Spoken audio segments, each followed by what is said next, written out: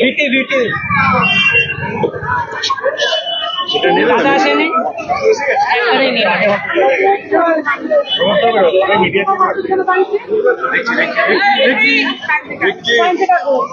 দিয়েছিলাম প্রথম দিন থেকে শেষ দিন আমার কাউন্টিং পর্যন্ত মায়ের আশীর্বাদ পেয়েই আমি জয়যুক্ত হয়েছি। অবশ্যই মায়ের উপরে অনেক বিশ্বাস, বড় মায়ের উপরে।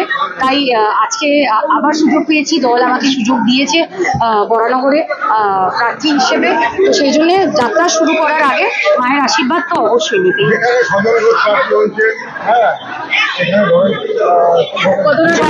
সজল ঘোষ তো 2024-এও প্রার্থী হয়েছিলেন, কিন্তু উনি তো হেরে গেছিলেন।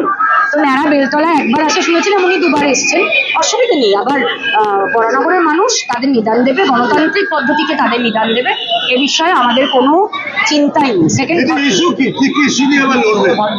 আমাদের ইস্যু, আমরা ইস্যু নিয়ে লড়ি না, আমরা ইস্যু নিয়ে মমতা বন্দ্যোপাধ্যায় ইস্যু নিয়ে, সাধারণ মানুষের ইস্যু নিয়ে রাস্তায় নামি, এবং আমরা রাজনীতি করি না সেটা নিয়ে।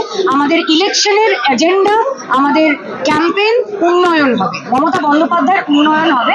অবশ্যই যে SIR এর প্রতিবাদ বা এই LPG সিলিন্ডার পাওয়া যাচ্ছে না আকাল, এখানেও আমি খোঁজ করছিলাম যে পাওয়া যাচ্ছে, কারণ এত ভক্তরা এখানে প্রসাদ খায়। তো এই আকালের বিরুদ্ধে মমতা বন্দ্যোপাধ্যায় গতকালকেই মিছিল করেছেন, কিন্তু ইলেকশনে আমাদের এজেন্ডা উন্নয়ন, যেটা সারা বছর মমতা বন্দ্যোপাধ্যায় প্রত্যেকটা মানুষকে দিয়ে থাকেন। এবং আমি আমার ক্ষেত্রে বলবো, আমি উপনির্বাচনে জিতেছিলাম, আমি 5 বছরের টার্ম পাইনি, আমি 1.5 বছর সময় পেয়েছিলাম কাজ করার জন্য, এবং 1.5 বছরের মধ্যে যতটা সম্ভব আমি করেছি। এবং সেই বিশ্বাস থেকেই বলছি যে বরানগরে তৃণমূল কংগ্রেসের প্রার্থী জিতবে, মানে আমি জিতবো।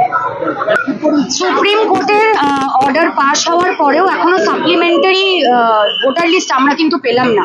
এই যে অ্যাডজুডিকেশনে এত মানুষের, লক্ষ লক্ষ মানুষের নাম অ্যাডজুডিকেশনে হয়ে রয়েছে, তারা জানে না এখনো যে তারা ভোটটা এই বছরে এই ইলেকশনে দিতে পারবে কিনা। এটা অনেক না, এটা তো সুপ্রিম কোর্ট অর্ডার দিয়ে দিয়েছে, এটা তো ইলেকশন কমিশনের হাতে। এবারে আমরা তো অপেক্ষা করছি, আমাদের কাছে তো অপেক্ষা করা ছাড়া কোনো উপায় নেই। আমরা ল অ্যাবাইড করি, আমরা মানে নিয়মের বাইরে করবো না। সুপ্রিম কোর্ট, মহামান্য সুপ্রিম কোর্ট যেখানে অর্ডার দিয়ে দিয়েছেন, আমরা এই নির্বাচন কমিশনের অপেক্ষায় রয়েছি যে তারা এই সাপ্লিমেন্টারি তালিকা কবে বের করবেন। যে মানুষগুলো অনিশ্চয়তার মধ্যে রয়েছে, তারা বুঝতে পারছে না, আমাদেরকে ফোন করে জিজ্ঞেস করছে, দিদি আমরা যে ভোট দিতে পারবো না, আমরা তো 24-এও দিয়েছি, তাদের আমরা কোনো উত্তর দিতে পারছি না। আমরা বলছি যে অপেক্ষা করো, আশা রাখছি, ভরসা রাখছি সুপ্রিম কোর্টের উপরে, তারা যখন মানে হস্তক্ষেপ করেছেন, নিশ্চয়ই ঠিক হবে। 28,000 তো মিনিমাম হবে। হ্যাঁ, আগেরবারে আমি নতুন প্রার্থী ছিলাম বরানগরে, এবারে 1 বছর 1.5 বছরের এক্সপিরিয়েন্স থেকে বলছি মিনিমাম 28,000 হবে। Thank you. জয় বাংলা। জয় বাংলা। নিশ্চিতভাবে আমার দায়িত্ব অনেকটা বেড়ে গেছে বলে মনে করি।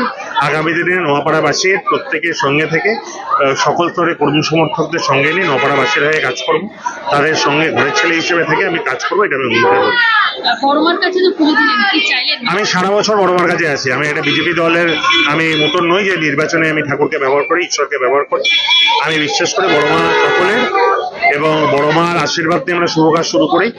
আমায় এত বড় দায়িত্ব মমতা বন্দ্যোপাধ্যায়, অভিষেক বন্দ্যোপাধ্যায় দিয়েছেন।